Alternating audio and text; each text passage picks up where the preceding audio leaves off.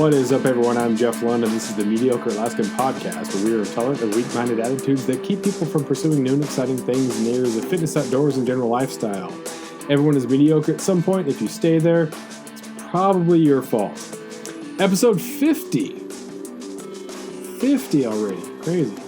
Was recorded on the shores of a lake near Whale Pass, Alaska. Four of my buddies up from California. We're doing some fishing after a long and exhausting day. We're cooking some dinner. We had set up the camp, so that is going to be an on location. You will hear the fire in the background. You can almost smell the roasting fajita meat and the roasting onion. But the five of us are going to talk about outdoors. We're going to talk about lifestyle. We're going to talk about how important trips are. Getting out to the real outdoors in order to rejuvenate yourself. We're going to talk about how these trips to Alaska impact them as men and as leaders of their family and as husbands and as fathers. And we're going to talk about hiking, fishing, camping, of course. That is all coming up in episode 50 of the Mediocre Alaskan Podcast. Make sure you check out the mediocrealaskan.com for all new content. Check out the latest issues of Alaska Sporting Journal, Western Hunting Journal, and the Juneau Empire, which is the new location for my bi-monthly column for those of you in Southeast Alaska. Here we go with episode 50. How many onions did you bring? Did you bring more than one? Yeah. Do you want more than one on there? No, that's good. I saw the onion and I was fired up. That was, I've camped since I was like 7, and just roasting an onion to add to fish is, it's a game changer. That's what I'm saying. There'll be some more onions on my grill, or in the next campfire. Yeah, I've done Dolly Varden and then cooked a can of SpaghettiOs at the Dolly Hole, and that was okay. And it was weird, but the onion, it's game changer. I'm glad I could add something to the Dolly Hole adventures. You have to be learning, right? You have to always find new stuff to do. So we got day 3? Day 4. Was it day 4? Yeah. Thursday, Friday, Saturday, Sunday. Day 1 came was in Thursday. land. You guys came in Thursday. Float the river. We made the most out of that first Thursday. So even though it was a half day, we got after it. We were moving quick. Yeah. So veterans, we'll get your take in a second. Rookie Chris. Yes. What are your impressions of Prince of Wales? You've been to Alaska before. What's Prince of Wales like for you? I like it. I like the mountains and just how green everything is, and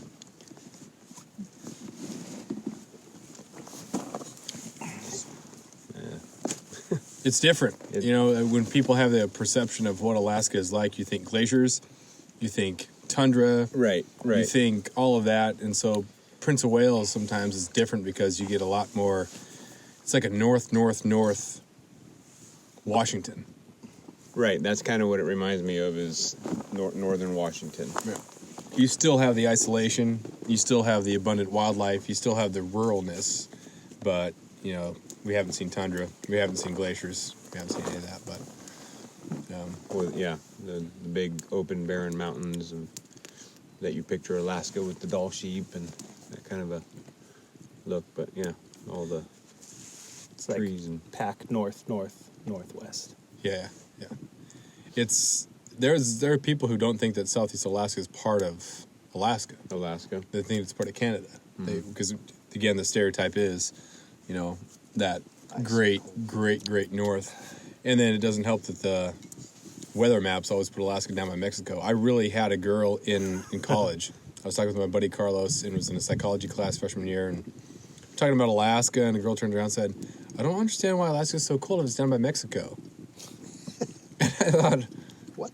It's just the way it is. But if people don't know any different, that's one of the things about the stereotypes up here is people get fed so much and they haven't experienced anything different, then, how are they supposed to know? I almost feel bad for them.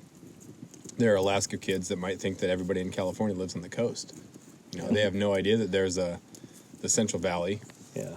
and the We Sierra. all surf to school. Yeah, you know, and Never been that's out of your region before. That's Yeah. Yeah, That's the way it that's is. kind of the stereotype of California is, you know, when I used to travel back east and shoot. You're from where, Cal? Oh man, you must surf and be on the beach. And I'm like, I don't even live anywhere near the beach. yeah, yeah. That's fun though. It's fun to see a state for what it really is, and to see kind of how the locals do it, which is what it. This part is so much fun to me, and that's why I'd never want to be a guide, because when you're a guide, you have to worry about, you know, is the client happy? Is, you know, bringing buddies up here. It's a lot more fun. You get to do the local things, like you were just camping on the side of a lake right here. You know, we don't have to worry about anything. And that's the difference between like my first trip up here and this trip. I mean, it wasn't really a lodge per se, but it was a lodge, and it was kind of just, you went fishing, you came back, you sat around the lodge, you watched TV, you had a couple of cocktails, you went to bed. Yeah. But I mean, here, I mean, it's like we're just constantly on the move. I mean, we're just, you know, it's an adventure every time we're going somewhere. I mean, we're loading up, and boom, now we're, you know, at the next spot. And that's why I come back, is experiencing Alaska to its potential at its fullest. You know, What trip is this? This is 4? 4. 4, yeah. Yeah, trip number 4. And people have asked me to go on those guided fishing trips, and I just know it's not going to be the same as what I get here. Yeah. Oh, it's a lot cheaper too, so that's a big reason. That's the big reason too. Yeah. But I don't get to enjoy going on a river and catching, you know, 10, 15, 20, 30 dolly martins and trout and so on, and, you know, kayaking through the forest. I just don't get that with those guided trips, so that's why I enjoy coming back each year, you know, to your house and enjoying your company, which is very important. But one of the funnest things, people when they come to Alaska want to be pushed to some degree, right? It's them versus Alaska on some minute way. And so when you do have to carry a canoe through the woods, you know, to get to the river in order to launch, you know, when there's that test, and I think that it's fun to see people really embrace that, because they don't get that in a lot of other areas. Or if you do go to a lodge and do that, it's about comfort, getting the best pictures of the, you know, you got the biggest bull, you got the biggest king salmon, but to be able to just see people really get excited about that, doing some of the firsts. We'll talk about firsts now. Chris, you got your first trout on fly rod today. I did. Dry fly. I did. Wasn't huge, but it's different. It was different. It was fun. And then we come up to Whale Pass, and then you're snagging for salmon. Mm-hmm. It's kind of a both ends of the spectrum. Within day a couple of for you. hours, you're fly fishing for a little 8 to 12 inch cutthroat, and 2 hours later, we're snagging 12-pound cohos. You can see why people get really excited about coming up here for that, because it's just so violent. It's so just, I can't do this in California. There's nothing about this that seems legal. Jay, your first year that you were up here, we had some great days snagging. Oh, yeah. What was, you get really excited. And when you were shooting the AR this morning and shooting the pistol this morning, you were. That, you know, you just can't go out to California and do that on the side of the road, which is, you know. No, we had a true cast and blast day. Yeah, I mean, that's right. Yeah. You just can't do that anyplace else, I don't think, in Well, not where we're from, you can't. I mean, unless you were up on a ranch and it was your ranch and you had, you know, capabilities of, but for the most part, no, you can't. You can't do that. Anthony, this is your third trip, right? Second Second trip. Second trip. Yeah. Yeah, but trip 1 definitely changed my attitude to what I was doing back home. You know, always wanting to go out, but not going out. You know, growing up fishing since I was a little kid, but then finding excuses and not applying, you know, the access that I do have. And after that trip that I took with you, I went back and I dedicated myself to travel a lot for work, so I'm bringing my rods with me everywhere I go. Yeah. And we should be specific that it's Sage. You casted my Sage 6-weight 1, and That's so true. I should get if Sage is listening, I should get a cut about that because True, 'cause you now and Jay, didn't you both Now buy I Sage own- rods? I after own last? 3 Sage rods. Yeah, now there you go. since then, Right? and countless other rods as well. Yeah. Also, like dedicated myself to learning how to be just a better fisherman all around, and then just making sure that I'm actually getting out whenever I can. Even to the point now where I'll go out on a lunch break, and I like credit that all to my first trip up here, like just like kind of reigniting that energy in me. Yeah. It's fun to do it yourself. If you're just guided and you have training wheels or someone like brings you along. When I go on guided trips in Montana or California, that's fun, but I also want to figure it out myself. We did the guided trip to kind of get that insight. We want to see like what the best possible results can be because the guide is going to put you on the fish. But I also want to do it for myself. I want to figure it out to a degree. And so I think it's cool to see like just how fanatical you become about it. And I know Jay really got excited about fly fishing after that and fished a lot. And Chris, we talked a lot about hunting. I'm sure that in the back of your mind, the Sitka blacktail is probably on the list. Not a huge deer, but now you're up here, you're seeing them. We saw it's all 23, 23 on the you nailed drive it. up here. Yeah. I know. You guide elk in California, and you've been on a ton of hunts, so you have to be sizing up the terrain here, the forest, the everything. How does what are the angles? What are you looking at? What are you seeing here? Here you don't see a lot because it's so thick. Yeah. I mean, I would be lost as to where to even begin in something like this for hunting. I mean, it's just so thick. I mean, we're used to big open basins and glassing miles away, and I mean, it's never quite this thick. So I mean, as I'm going along, I'm always looking. I see those clear cuts where they do the logging, and I ask you about where that's where the bears. I mean, that would be like first place I'd want to go, just because I can see. Yeah. I like to be able to see. I hate not being able to see things when things are so thick and condensed. It's kind of hard to. But I mean, I'm sure, but like when you hunt, right, you go up to the alpines where it's up higher above tree lines so you can see, and that's where you find most of your deer. Yeah, it's a funny, the season is from August 1st until the end of December on the Unit 2 hunt here, but the best months are August for the alpine and kind of late October, November for the rut. So September is a lot of times can kind of be a lost month because they're not in the alpine, they're in that transition. It's like you said, it's so thick and dense here. You can't just kind of walk around in the woods and hope to find a nice buck and shoot it. There's no glassing, there's no stalking. So people get deer in September, but it's a different.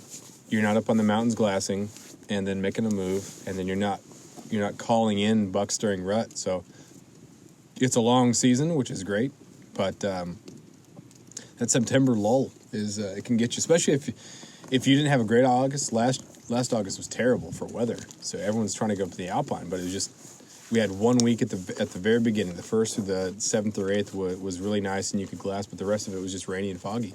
So the whole pretty much the whole alpine season was shot, and people were upset. And you're thinking, man, you want to get 1 or 2 up in the alpine and then 1 or 2 during rut, and so you go into September and you got nothing.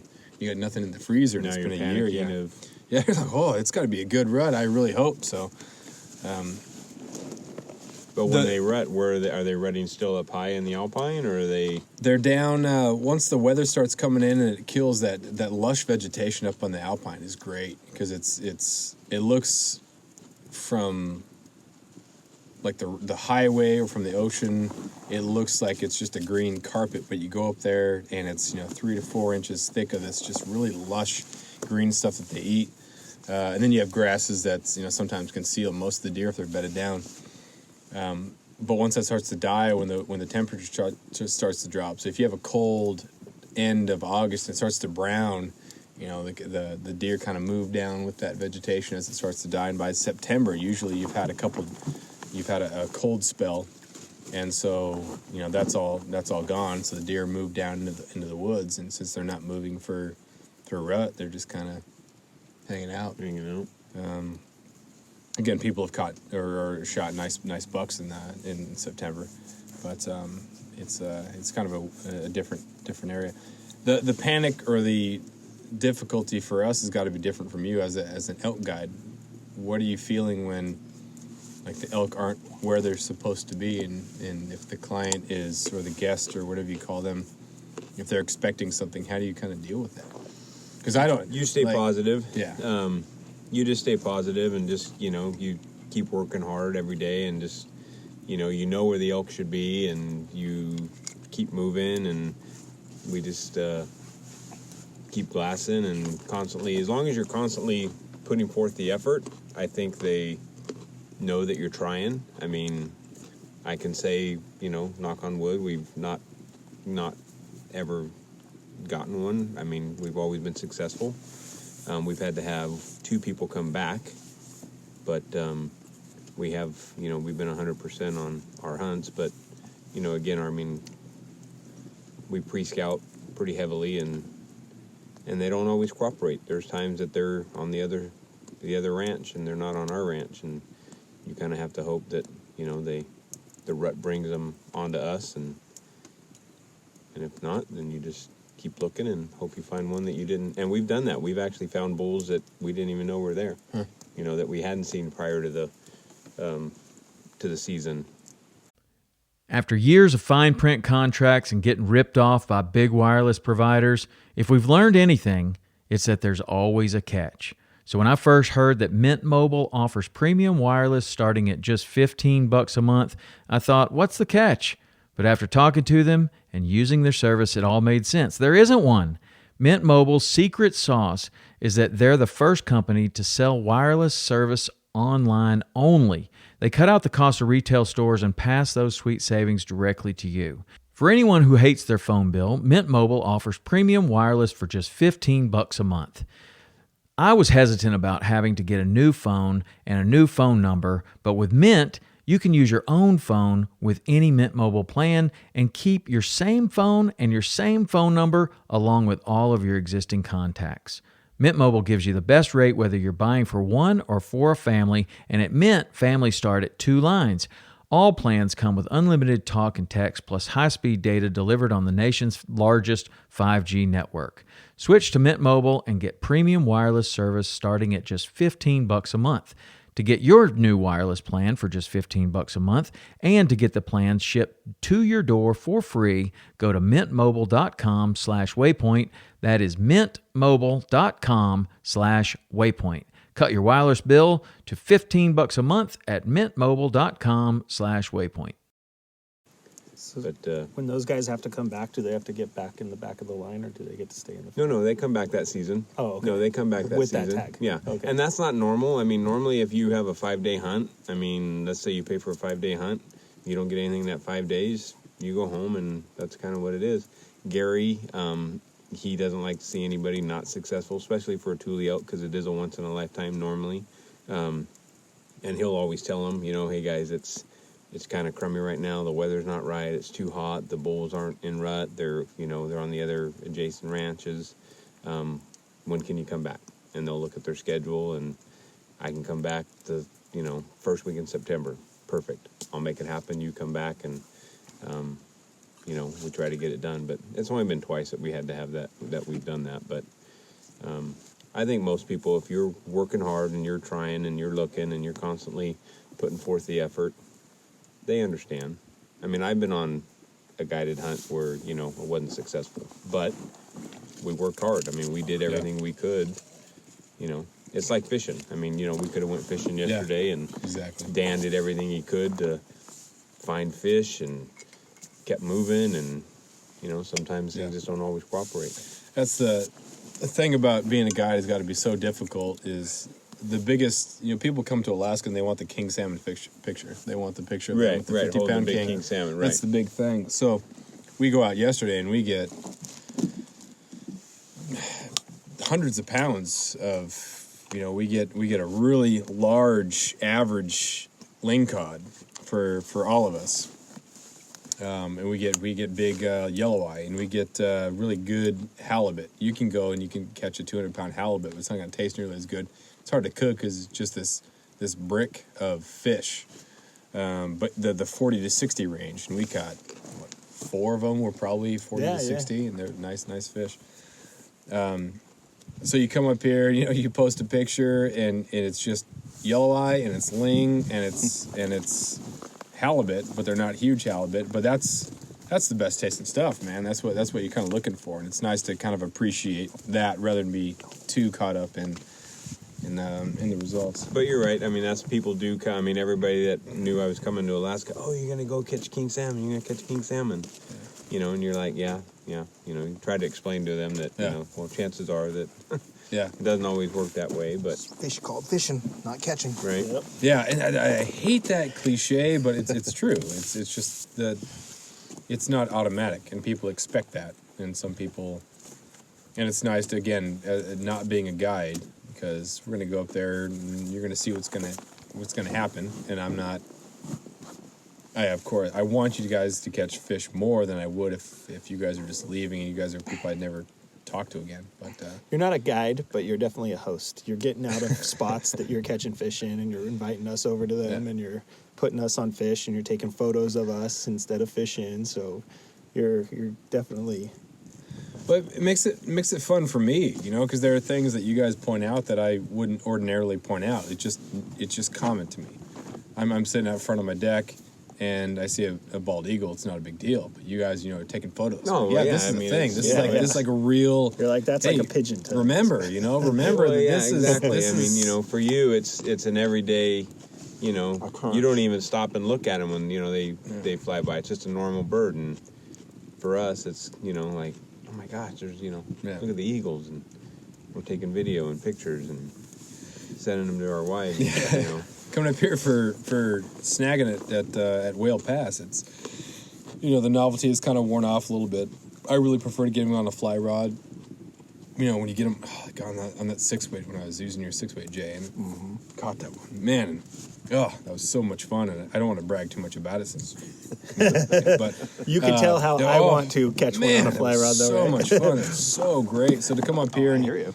and you throw an anchor at these fish and you snag them. It's fun. It's cool. But I get a boost. I came up here a week ago, and I had the stamina to stay for about an hour.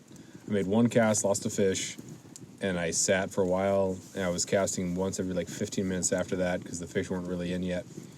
But today, just seeing you guys were fired up, because it was a novelty, and I thought, man, I left after about an hour last time because it was not easy enough, or it wasn't what it was supposed to be, and so there's that freshness that comes with, having buddies up here and just seeing the excitement that you guys have. So it makes it totally new again for me, and that's Makes you appreciate what you have. yeah, I mean, you have to have that reminder. Jay, talk to me about your hunting life experience. You got to be feeling a little bit anxious to hunt. Yeah, Absolutely. I mean, I've always wanted to hunt, but I just don't. I guess go for it. Yeah. I don't have any guns, but so obviously. Well, you better get them now, because who knows in a couple of years what California Well, is going to do. I hear ya. Unless what California is going to break into 3 parts. Is that what I'm hearing here? that's Yeah. what I'm hearing. It'll never happen. Us elitist coastal people won't let that happen. Yeah. Well, that's the way the state always goes. But as far as the people who, supply the food and the everything else for it, do you feel like you've missed out on anything by not hunting, Jay? I mean, I have a neighbor that hunts. You hunt. I have 3 other friends that hunt, and they're always telling stories about going off and stalking and scouting and glassing and all that. And I've always wanted to try it. I always wanted to do it, but like Anthony said earlier, it's just about changing your attitude and buying the stuff you need. Obviously, it's probably a big bill, but you don't do it all at once, and you just get the main thing. I would think would be obviously a rifle and Yeah, I would not and start your with a bow license first, maybe. Yeah. And a rifle and so on, but go from there. People try to explain hunting, and it's a difficult thing to explain, because if you say that it's fun, then you sound like a jerk. because you like killing an animal, you like standing above it, saying, "Hey, I'm the apex predator."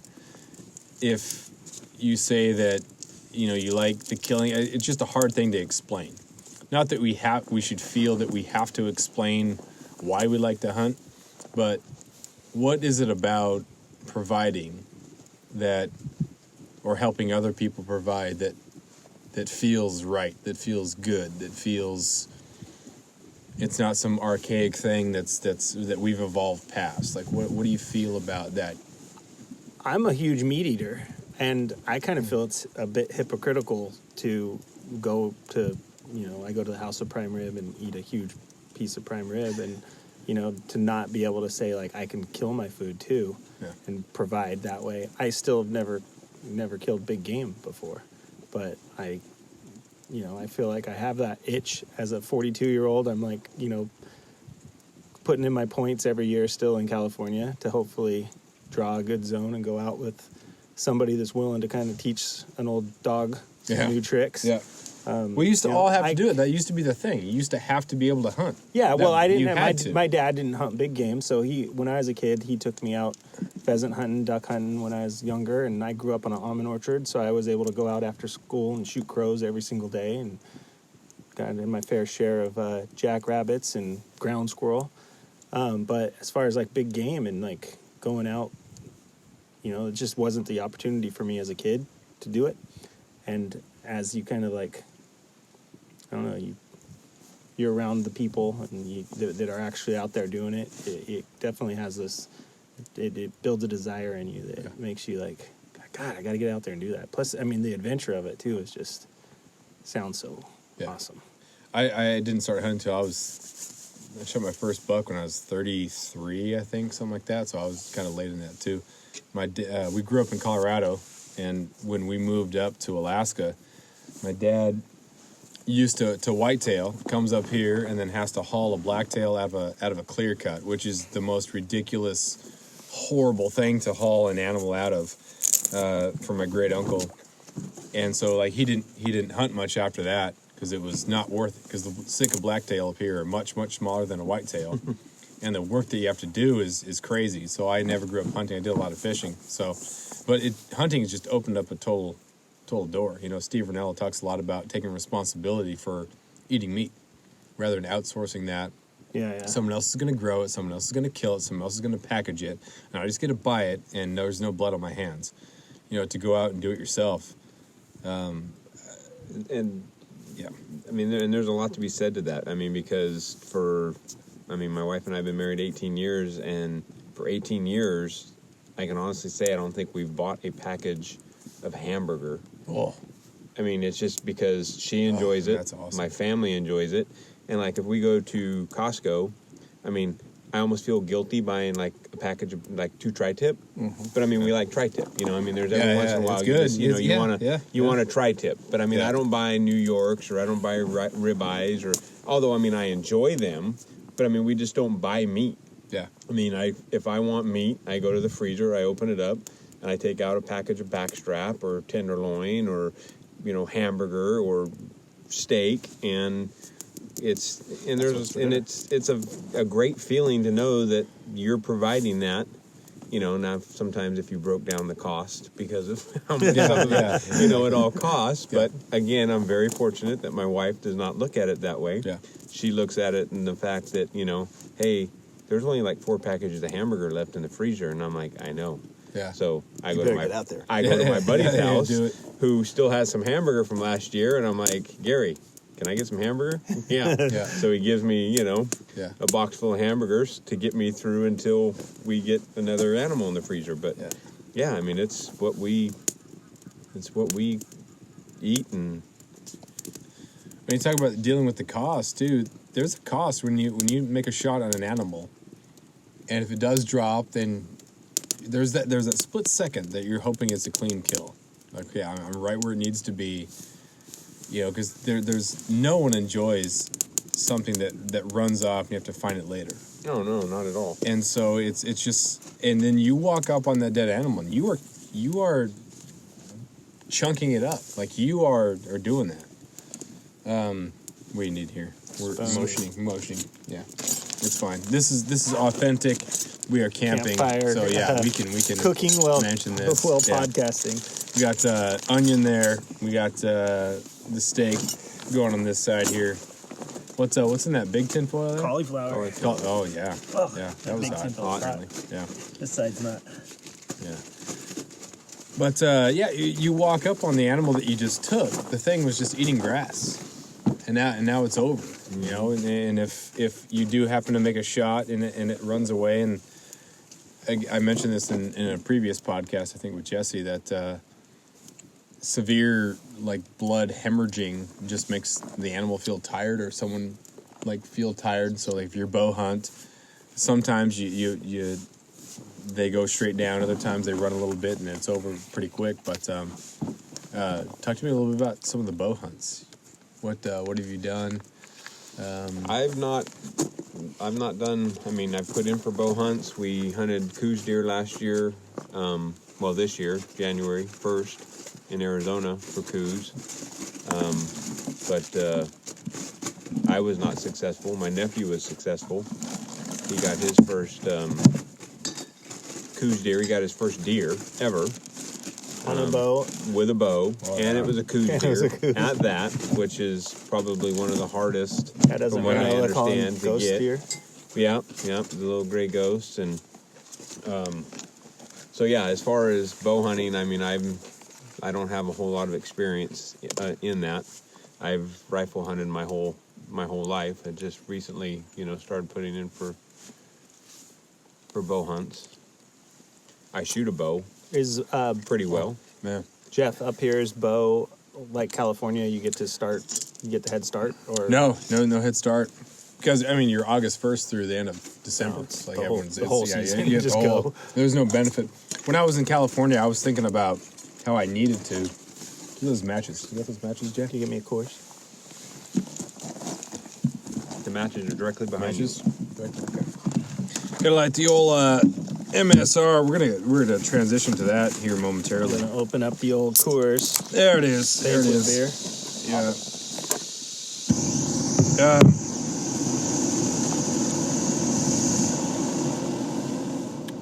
So what was the question? It was about deer. It was Just about, bow hunting you and get the- yeah, you don't get an extra, and not a lot of people bow hunt up here because it was always really get the tortillas out of here. Just about get the cheese out of there. getting the deer, So it wasn't about making it more difficult. I'll need that a little bit of that Reynolds wrap there too. Perfect.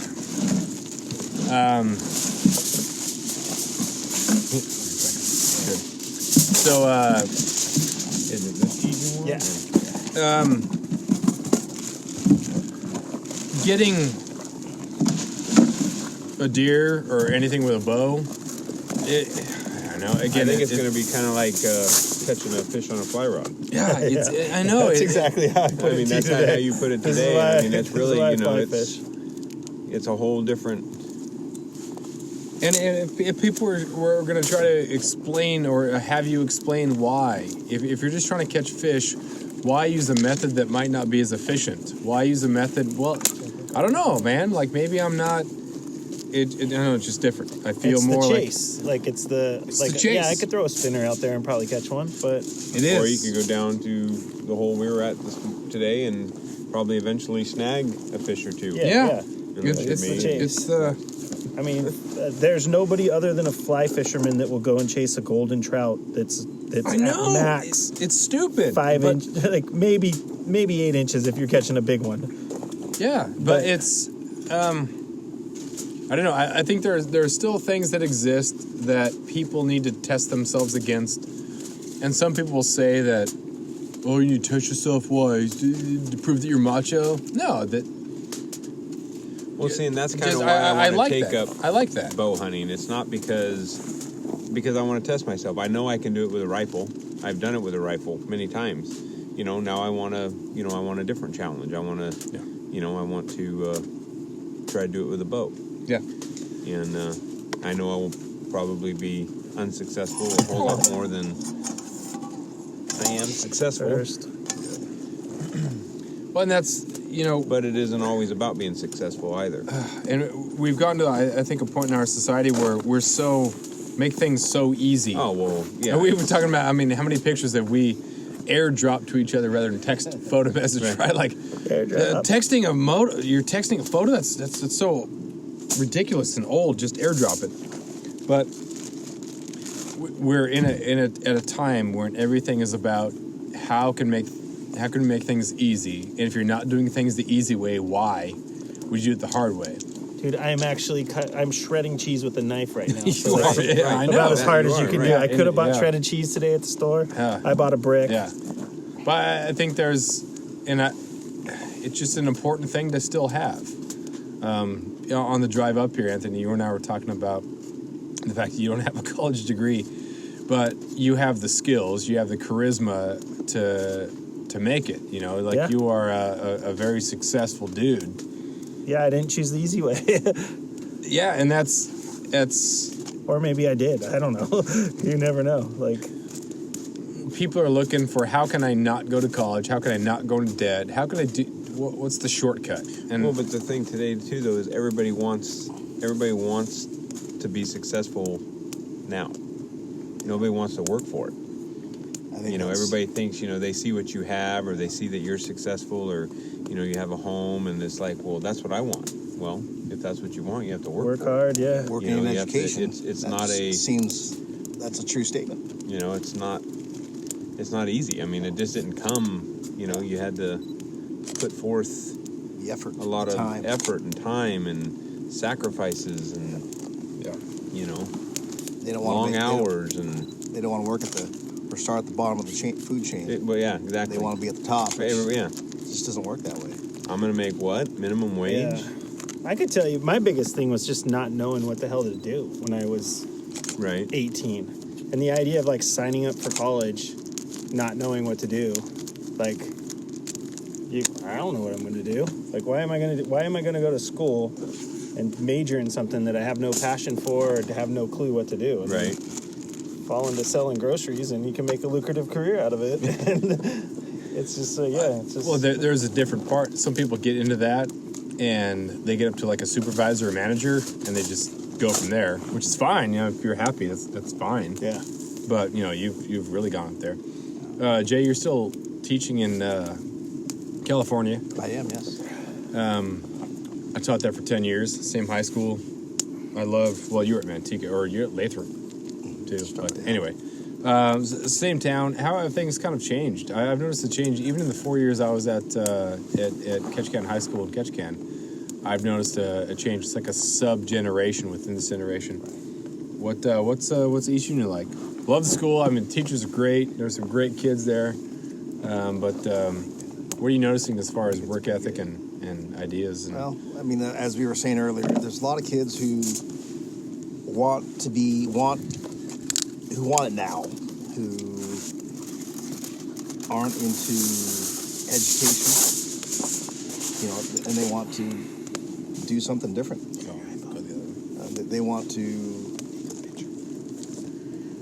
They want to be successful, but they want it right now. They don't want to work for it. And that seems to be the going thing for kids. Accountability. Yeah. What's the word I'm looking for? Well, They feel entitled to a lot of things. yeah. And without having to have work for anything at all.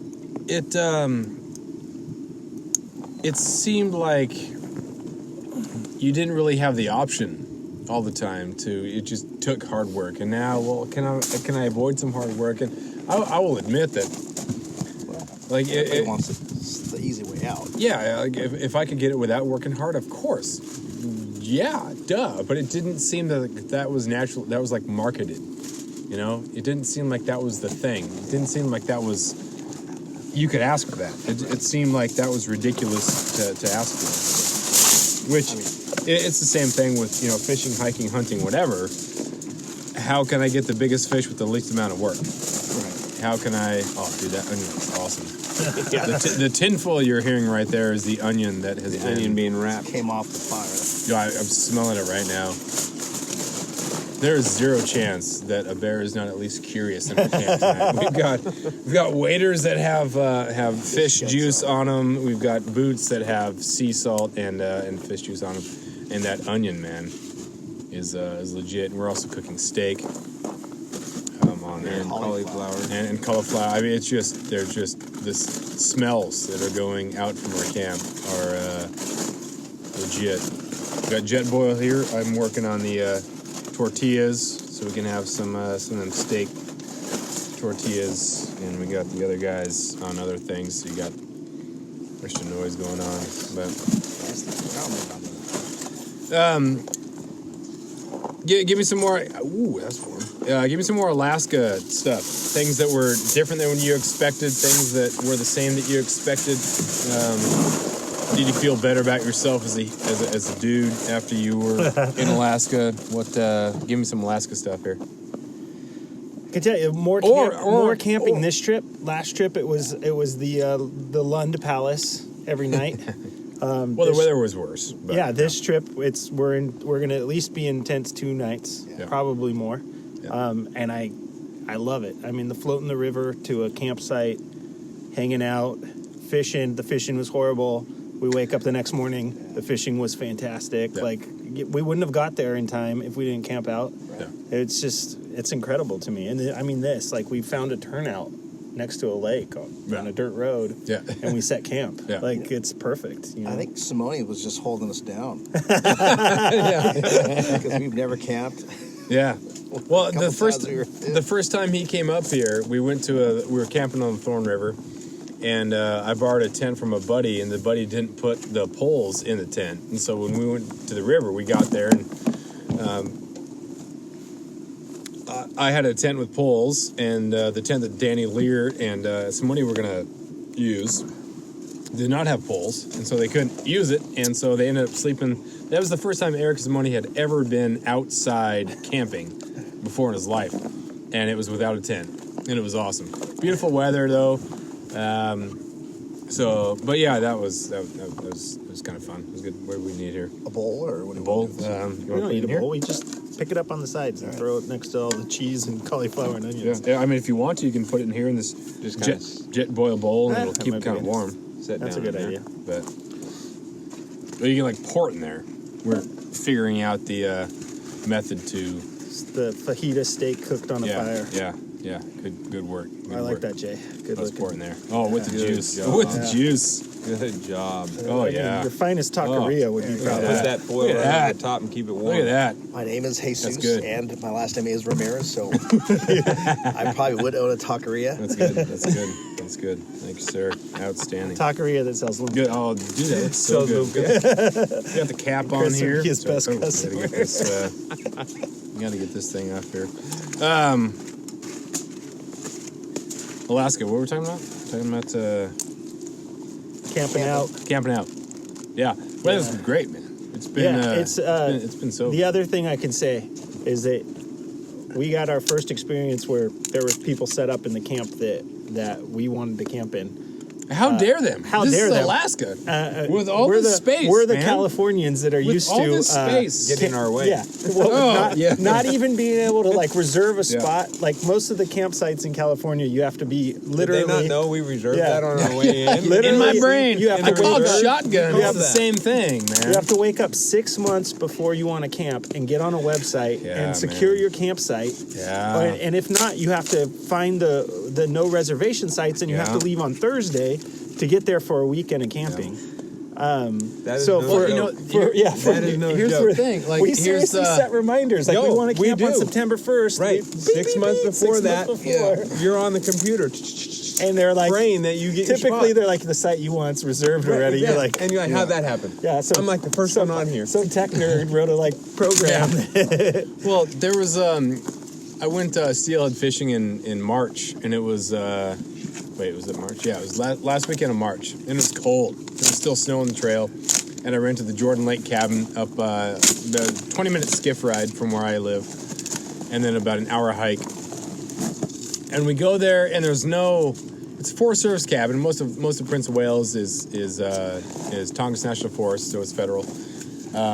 Go there, and there's no firewood. And it's cold, man. Like, you want to go steelhead fishing, and you're in your waders, you're cold all day. You just want to get back to the cabin, and you want to warm up.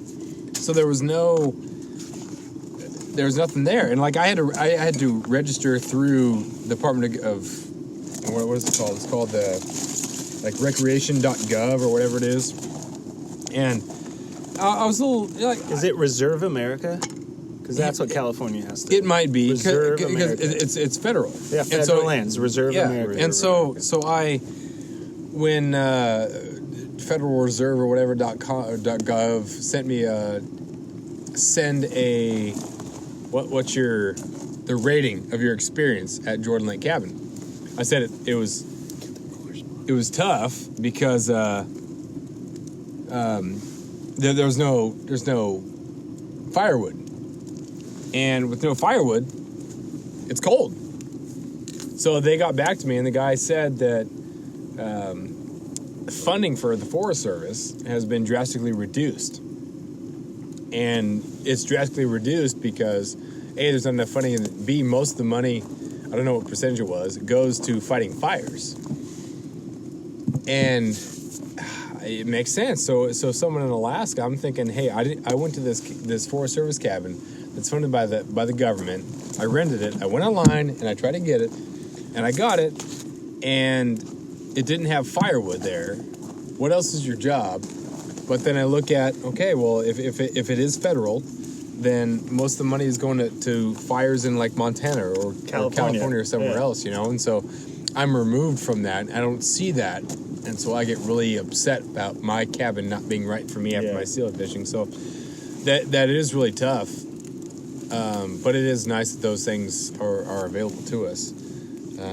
But yeah, it was tough today. I didn't even think about it. Well, they obviously didn't go to Reserve America. Those people They're did not, not. yeah. You know, we did, but Not they even didn't see Alaskans. our- Dang it! They should have asked. You know, That's what they should have done. They should have. When they were down there alongside of us, they said, "Hey guys, were you going to take that spot on the left?" No, I think that they were pissed that we were walking out of there with a bunch of salmon, and they were. That's why. I think that's what they was took off happening. early. Well, I said, should we leave about 7 o'clock? Should we leave at 7? And there was just too many fish around, Yep. so we couldn't leave at 7. They left when fish were still jumping. Yeah, they took off. Well, they were actively, passively fishing. Like Honestly, it this was spot, not. looking out at this spot right now, seeing this little saddle of this mountain right here, past the lake, an island out there. Yeah, it's pretty good. I don't know if that other spot is going to compare. No, the other spot's nice because it's more of a spot, but We made this a spot. yeah, This is a yeah. future. There are more when bugs. you come in here next week with Coach G and the rest of the crew, you're going to Who will not be camping? I'll tell you that. You for can sure. say, you see this spot right here? Yeah, we Yeah. can't. That is, That's it. There it is. that's the There it other is. California guys. That's where it went camp down. spot. We tried That's to where it swim to went the down. island, but we ended up just staying here. That is where it went down. What do you mean Coach G won't be camping? He's with the first time he was about ready to come up here. Like this was in 2010. It was when my dad had passed, and he's like, yeah, I want to go to Alaska. Like I talked to him a lot throughout. This one, you're still in Manteca? Yeah, I was still in Manteca, 2009. So he was the first one. He's like, dude, I want to come up to Alaska. I'm like, all right. I had some college buddies that had come up before, and I talked to Eric Simone, and Eric Simone had, what do we need? Pork, I got it. Yeah, good. Eric Simone had said he would come up. Oh yeah, sure, that sounds fun, but he never actually came up, and I'd invite other people too that never come up. So Brian Gallar was the first one who was like, yeah, I will go. Let's do this. So he came up, and he said, you know, I'm going to come up, and even if we don't even catch any fish, it's fine. It'll be fine. But then we went to Whale Pass, and we caught a ton of fish, and he'd never caught a fish in his life. We went to Black Bear store to get his fishing license, and he paid for the fishing license with a credit card that was Disney. It had Disney on it, like Disneyland, and it had his name on it. Wait, you could pay for a fishing man. license with credit cards back then? Because now you can't. Now No, it's must cash have only. been something else. He must have paid for like the gas. He must have gone gas and then paid for that Okay. with cash. But yeah, that's where he was. Like now he's a snagging fanatic. That's another thing too. Like getting at it late in the game. whether it be He has good to call. experience Alaska though. Yeah, you have to, and that's Not experiencing the whole Alaska. yeah, good work on that. I was neglecting my duties. We're warming up the 80 pack of the Guerrero corn tortillas on the jet boil. I'm using my my Benchmade knife to cut onions right now. Yeah, this is the non-sponsored life here. Drinking the hashtag Coors, Hashtag Coors. using the Hashtag hashtag Jameson. MSR, hashing Hashtag the Sage. hashtag jet boil, Hashtag jet boil. hashtag cut wood found on the side of the Yeah. road. Yeah. Guide with the Coors family members, right, Chris? Yeah. But Yeah. they didn't have Coors as beer, so No, we had They like apologize Milwaukee's for that. best. Or Yeah, These are going to be some big chunks of onion, guys. that's good. But it's so, but juicy. getting back to Coach G, he come up here and had never caught a fish. And he got so crazy about it, man. It was great to see him so. Watch that fucking shrapnel, Uh, Jay. sorry. we went to Thorn River and we caught a bunch of in Thorn with spinning casting reels, and it's just fun. It's just great to see people for the first time ever experience something that they have never done, and it's just awesome. It makes it again new and fresh for me. that much more. Yeah. Those that if you're listening to this and you're hearing activity, we got JJ. He's adding wood to the fire. We got we're cooking tortillas. We're cutting up cauliflower. We're cutting up cheese. We're cutting up just. It was real. We're getting dinner on here. Yeah. At the campsite, nice. No bug. Well, a couple bugs, but not too much. The fire's helping with that. It's I don't know, probably 9:45, 10. Probably. Something like that, getting close to That's 9:50. 9:50. Sun is just set, but it's still very, very light. Still very daylight. Yeah, I like the on-location podcast. Yeah. Rather than go back to the studio and record it. Like this is as it's happening. I'm watching the fire being fed at the campsite. I'm watching Anthony take some of the cauliflower and eating it. It's pretty much the best cauliflower ever made right now. And Chris is taking over my job of getting the tortillas cooked on the MSR hashtag MSR Pocket Rocket with the jet boil top, which is And the jet good. boil spatula. And the jet boil spatula, yeah, which is made out of plastic, so I'm not sure. Hey, Sure. Those, I made some when I was out grouse hunting. I made some pancakes as I was like waiting with jet boil and that. Oh man, blueberry pancakes. some butter man, out of can't that. beat it. So other thoughts about Alaska? What do you got, Jay? Let's go around the horn here. Each year I come back, we do something different, and I enjoy it even more. I appreciate getting The back Lund to fishing and sitting on your back deck or the front deck, and watching the eagles, watching the tide come in, and relaxing and falling asleep and taking a nap. Multiple times, yeah. Yeah, multiple naps. Yeah, but Nap in the truck. The big nap question: could you live here? I'm not asking whether or not your wife would allow you to move here, but could you live here? I could live here. I definitely could. It'd be tough to sell, but I could live here myself. Yeah. And Hey, again, how about you and I? I'm not trying to put a wedge in move up here. anything There we here. go. I'm just saying that could this lifestyle be appealing? And again, knowing, and you and I talk during the winter when things are not great. Uh-huh. When things are, you have 8 hours of sunlight, and it's 37 degrees and raining, and it's kind of miserable. But you're coaching basketball, and you got steelhead. Oh, and definitely. you have snowshoeing. You still have a lot of stuff to do. You could live here. I could live here. Definitely. I dubbed the reverse snowbird. The reverse I'm going to snowbird. retire and I'm going to come up here. I'm going to come north. That's going to be my thing. There you go. Can't Where? do it right now. Where are you thinking? Call-Walk? Clawwalk. Place on. That's What's your specific. address? When that log cabin house next to you goes for sale. Yeah. I was just thinking the apartment that his Oh, mom the apartment. Just all we gotta do is Well, that would be expand it a into real tough one. sell for Yeah. your wife and kids. Yeah. Yep. Yeah. Well, sometimes it's, look at some of the people who've moved up here. It's easy for me because I grew up here. So like there's always a pull when no matter where you are to go home, right? Because it's home. But you got at Dan's girlfriend, and she's from Southern California, and she just loved it here. She loved the lifestyle and Dan, and so there you go.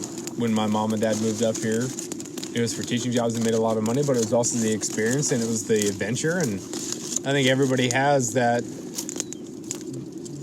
Adventure appeals to people, and Alaska is definitely a place where you can live that out. There's some people who are always afraid of the unknown. Yeah. But once they eventually jump in, it's they're okay. Yeah. Yeah, there's a thing about being on the island that is like, it just reminds you of rural life anywhere. Yeah. Like you can be in middle of nowhere. I don't know, name a town in the foothills of California, kind of thing, and it's like the same kind of people, the same kind of vibe, the same kind of just like, yeah, we're all cool. Like Dan at the dock, some guy just chatting him up yesterday for a half hour. Yeah, Dan was trying to get away from him. Yeah. Like I could just see that look on his eye, but Dan did not care. He just like, oh, cool. All right, good shrimper out there. Yeah. Awesome. I'm not gonna go out there ever, but thank you for telling me that. Yeah. Well, that's such a nice thing, and people remark about it a lot when they come up here to visit, is that the types of things that people talk about here.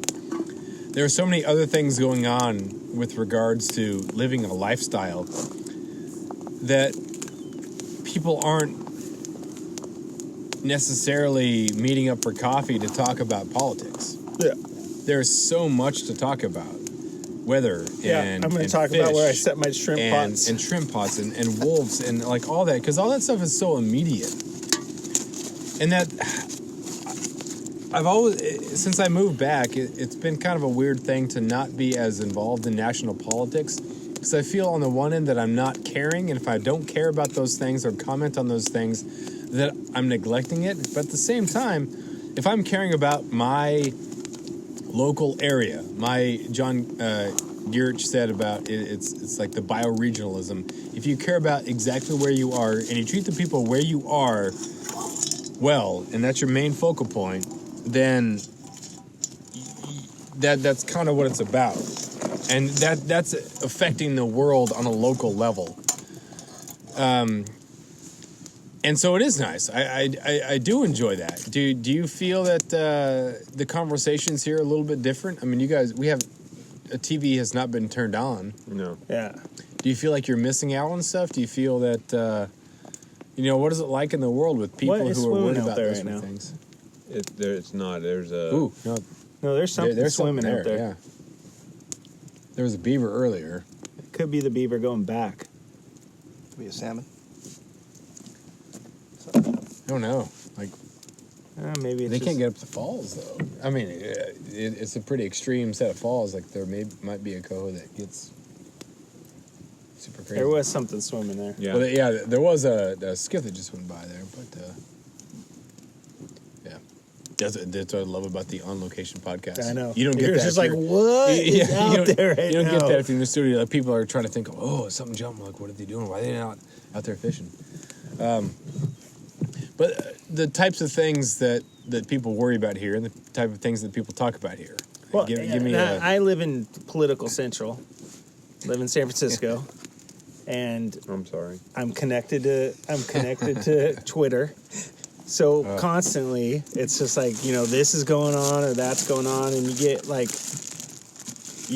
bent out of shape regardless of like whatever bubble you live in. You get bent out of shape. You're just like, something shitty's going on.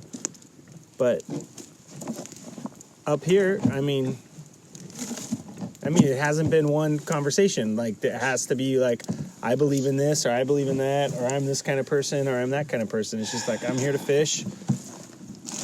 It's kind of nice, you know? You just kind of put that stuff aside. It is a weird thing, and there's definitely a part of me that thinks,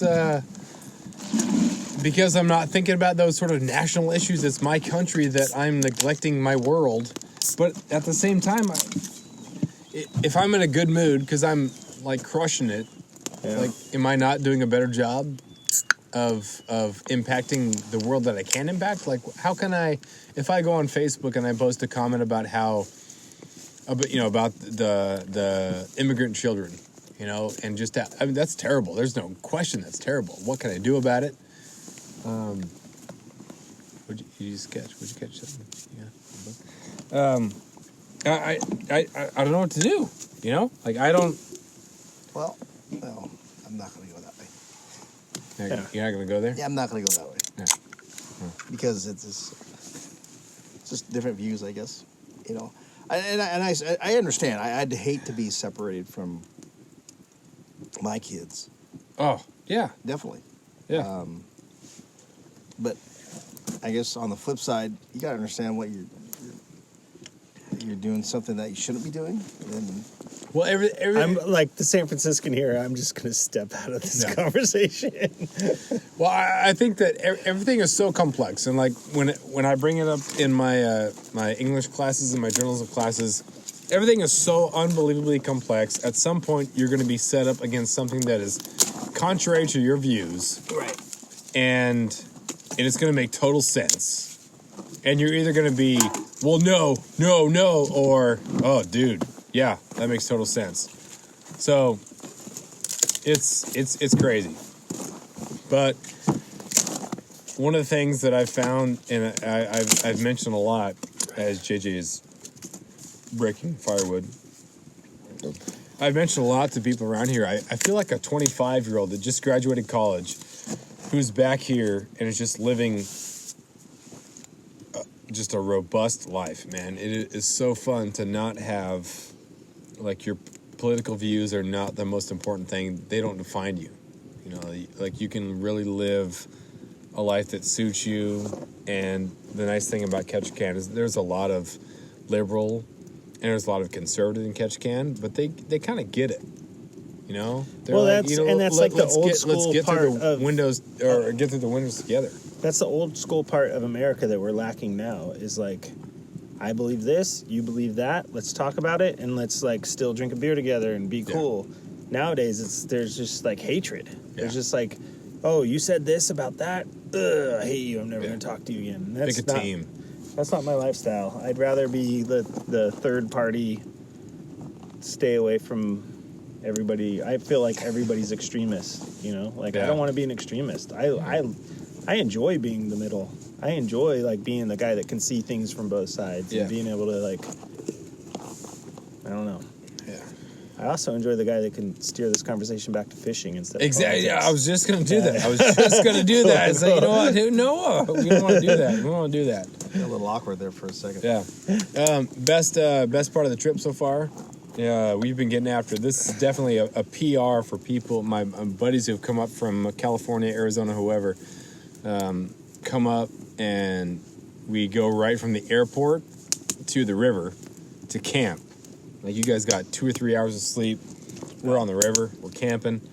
Conditions are terrible because there's wind and the water's really warm. But the next morning, we just crush it. We hear wolves. Doesn't matter. We float. Wake up. Go out in the ocean. Now we're here camping again. What's the best part of the trip so far? How are you feeling alive? I'll lead this off, and it's going to be the same answer I've had every time you ask this question. This moment right now. Can't get any better, man. Always PRing. I agree. It can't get any better than what we are doing right now. I mean, catching fish is awesome.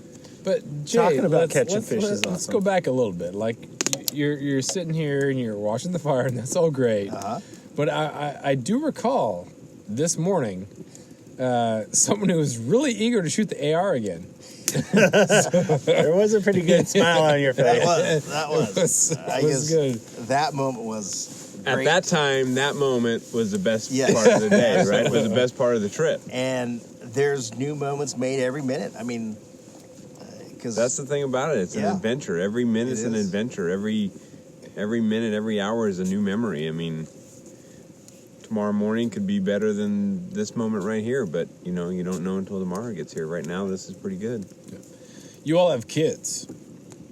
Mm-hmm. What's how does this impact how you want to raise, treat, whatever, expose your kids to things? Because there's the urban setting in which kids do not get exposed to these sort of things, whether it be the misery of camping, rain, whatever it is, adversity, whatever. What is it as parents? I'm a single dude with no kids.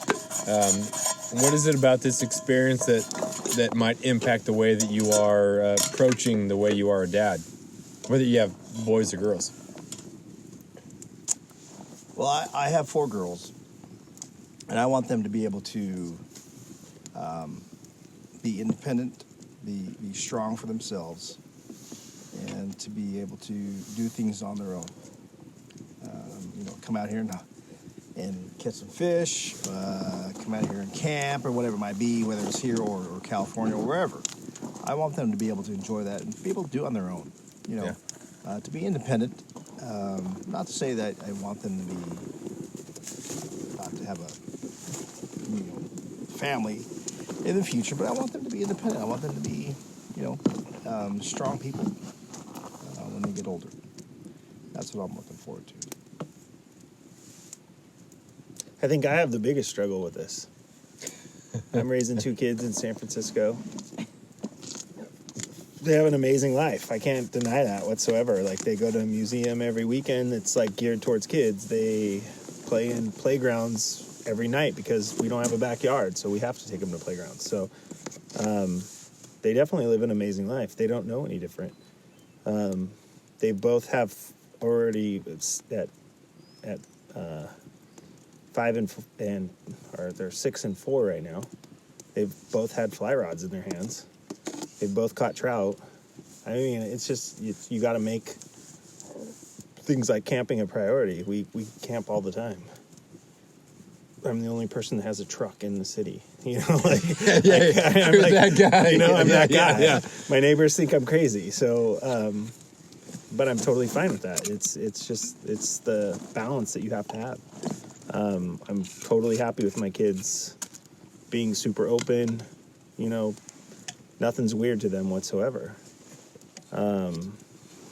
Making sure they're okay with being around bears is also important to me. Yeah. So we're out camping all summer long, and just nothing's weird to them, and I want to make sure nothing's weird to them, like whether it's camping or whether it's being in the middle of San Francisco. So yeah.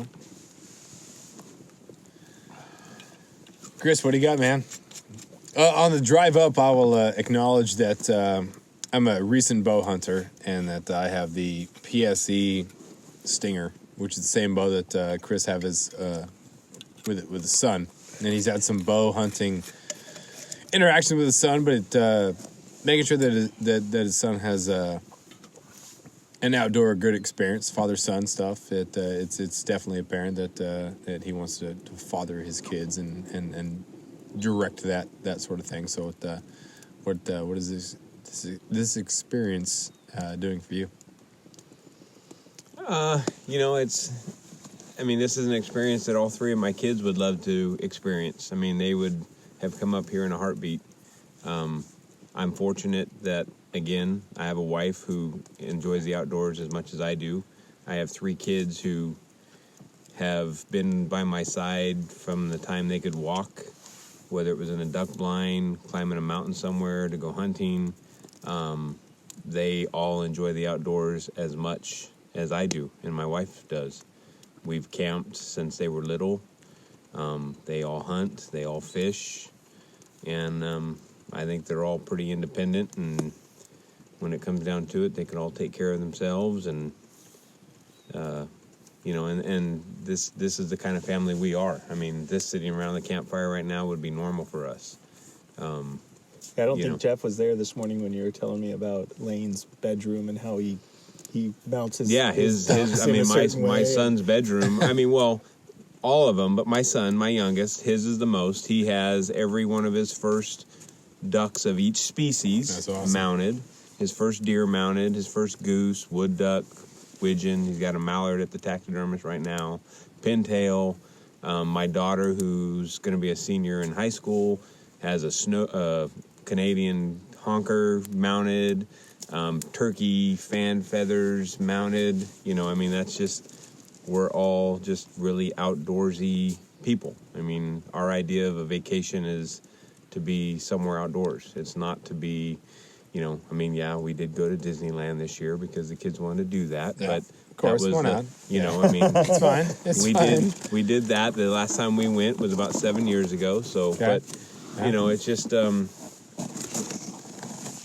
what we do, and Yeah. so I feel very, very fortunate to have 3 kids and a wife who enjoy the outdoors as much as I do, and you know, just it's about memories. I mean, it's how I grew up. It's how my mom and dad raised 4 of us, and it's how I'm raising my 3, and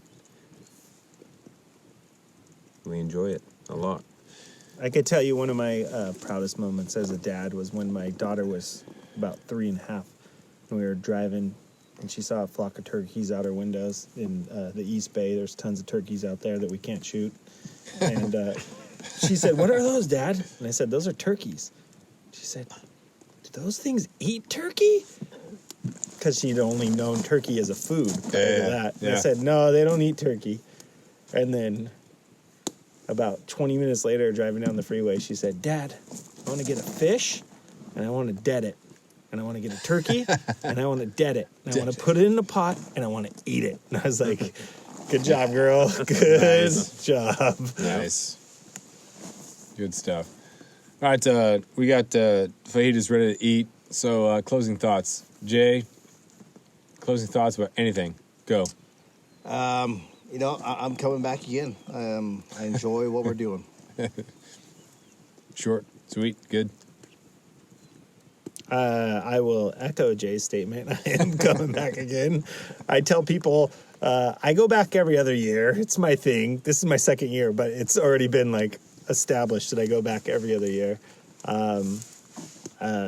Just it's great to be out here. I mean, it's still light out, and Yeah, they're sitting in a what's our lake. time check right now? It's, Like the sun set we're, 30 minutes ago, but yeah. we're 10:15. 10:15 still light out. 10:15 still, light enough that you you could drive without headlights right you now. can play No catch sweat. and- I mean, I love that I'm camping somewhere that I have to go and pee to hopefully repel a bear from coming in and taking our salmon that we caught today. Yeah. It's epic. Jeff, you're a gentleman. I appreciate everything. I tell you every time. I'm going to tell you thank you every day, and I hope you don't get tired of it. And so thank you.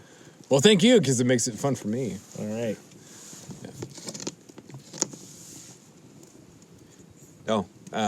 My closing thoughts are I appreciate the invite from Jay and Jeff to come along. I was hesitant to make the trip just because of some conflicting time. Because you don't fly fish, that's why. Because I don't fly fish. I didn't want to come up. But, you know, I'm really glad I did it.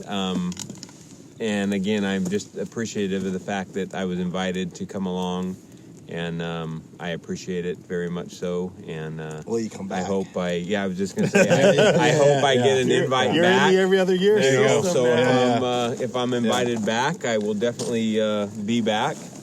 And I thank you, you know, for allowing me to come up and enjoy this great island that you live on, and I think all the things you get to enjoy. this is the type of thing, though. Like, I appreciate all the accolades. I mean, I wasn't expecting that when I asked the question, but this is the type of thing that I think that so many people are missing in the urban setting, where everything is easy, everything is catered to them, everything is simple, everything is. You can get so lost in issues that are nonsense.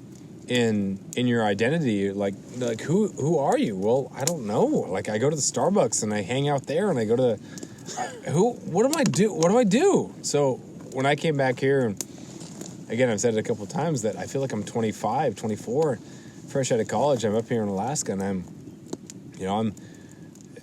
figuring out how to steelhead fish, and I steelhead fish. Figuring out how to trap wolves. I figuring out how to hunt. How to live in Alaska, and it's so exciting to have something that's a goal. And I think a lot of people lack that goal, that multi-tiered goal of, this is the type of life I want to leave as a mark, and I want to just just get after it. I have a goal. If you don't have a goal, what are you going to do? And so it's so much fun to come up here and do this. And again, even though I try to appreciate it as much as possible, people who come up here and really appreciate it, make me appreciate it more. So it's great to have you guys up here, and I'm really excited to let's get into these this fajitas here. We are 1 hour and 12 minutes into the old podcast here, on location, of course. That's the Mediocre Alaskan podcast. Check it out, the mediocrealaskan.com. Give me, if anybody out here is listening they want to hunt a Thule elk in California, where do they go? Who do they talk to? They go to MUM, Multiple Use Managers, mum.com. Get a hold of Gordon Long. If they want to buy almond milk. Calafia Farms. Best almond milk out there. And if they want to be qualified to athletic director, JJ, if they want to If you're play 6'10" or bigger, please call me. Please go to East Union High School. There you go. But that will do it. It's time to eat here. The sun is slowly going down in Alaska. We're gonna go eat some food, go to sleep, catch some fish in the morning, and that will do it. So that will do it. This episode